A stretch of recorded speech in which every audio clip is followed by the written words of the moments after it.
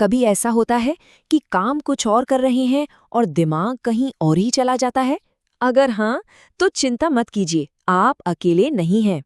आज हम फोकस और मेडिटेशन के बीच के फर्क को समझेंगे और कुछ ऐसी कमाल की तकनीकें सीखेंगे जो विज्ञान और अध्यात्म दोनों पर आधारित हैं।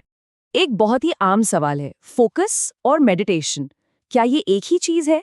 बहुत से लोग इनको एक ही समझ लेते हैं, पर क्या सच में ऐसा है?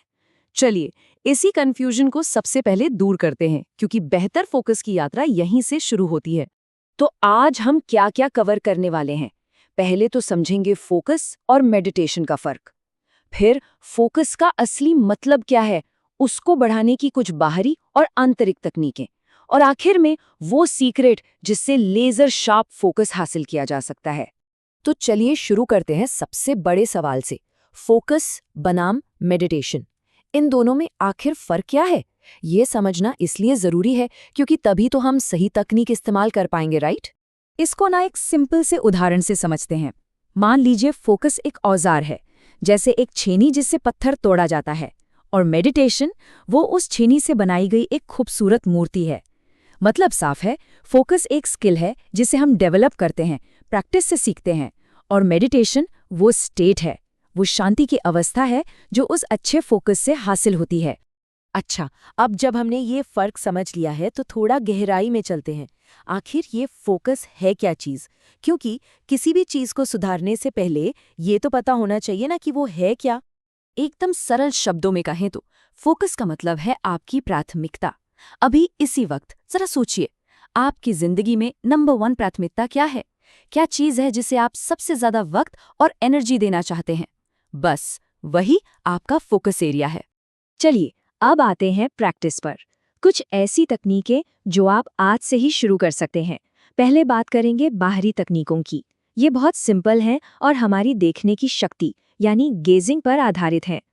तो ये 4 शक्तिशाली तकनीकें हैं। द हार्ट ऑफ द रोज तकनीक, कागज पर डॉट वाली तकनीक, त्राटक यानी मोमबत्ती की लौ पर ध्यान लगाना, और उगते हुए सूरज को देखना। इन सबका प्रिंसिपल एक ही है, आंखों को एक जगह टिकाना ताकि भटकता हुआ मन भी एक जगह टिक जाए। इनमें से the heart of the rose technique काफी फेमस है। रॉबिन शर्मा ने अपनी मशहूर किताब the monk who sold his Ferrari में इसका जिक्र किया है। करना बस इतना है कि एक गुलाब लें और उसके बिल्कुल सेंटर वाले हिस्से को, उसकी पंखुड़ी को बिना पलक झपकाए देखते रहना है। लेकिन एक चीज का खास ध्यान रखिएगा, ये बहुत जरूरी है। अगर प्रैक्टिस करते वक्त आंखों में जरा सा भी खिंचाव, जलन या कोई तकलीफ महसूस हो तो प्लीज उसी वक्त रुक जाइए। हम यहाँ आंखों पर जोर डालने के लिए नहीं, मन को साधने के लिए हैं। धीरे धीरे प्रैक्टिस बढ़ानी है। तो ये थी बाहरी तकनीकें। अब चलते हैं एक लेवल ऊपर, आंतरिक तकनीकों पर। ये मेथड्स सीधे हमारे मन के अंदर काम करते हैं। ये हमें सिखाते हैं कि अपने विचारों को, अपने थॉट्स को कैसे मास्टर किया जाए। सबसे पहली और सबसे आसान तकनीक है ब्रीदिंग फोकस।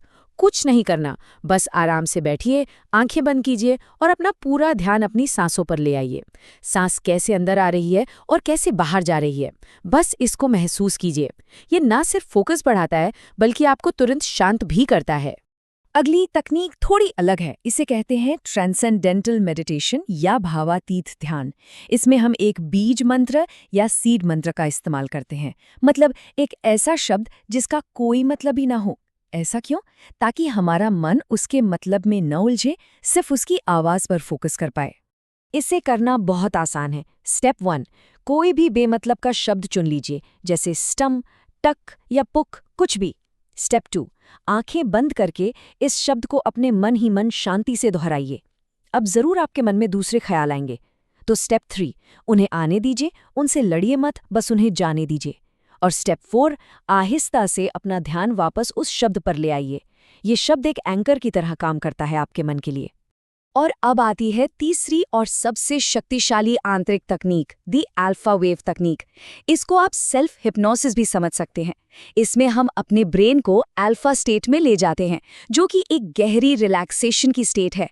इस स्टेट में हमारा मन सुझावों के लिए सबसे ज्यादा खुला होता है और फोकस बढ़ाना बहुत आसान हो जाता है।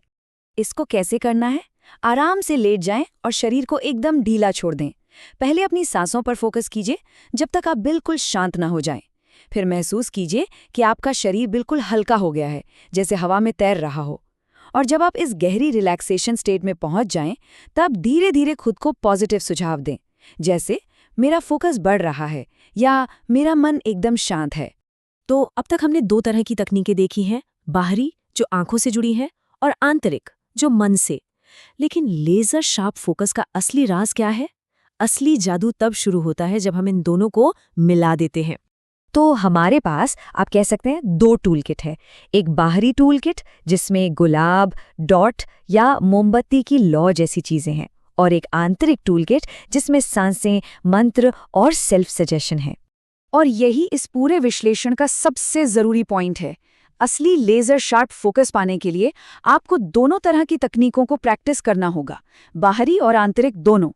ये कॉम्बिनेशन एक ऐसी सिनर्जी बनाता है जिससे आपका ध्यान लगाने की पावर कई गुना बढ़ जाती है। तो अब सारे टूल्स आपके पास हैं, आपने बाहरी तकनीकें भी जान ली हैं और आंतरिक भी। पर अब सबसे बड़ा सवाल ये है कि आप इस बढ़े हुए फोकस का इस्तेमाल कहाँ करेंगे? आपका फोकस एरिया क्या है? याद है ना, फोकस का मतलब प्राथमिकता। तो अब बताइए, आपकी प्राथमिकता क्या है?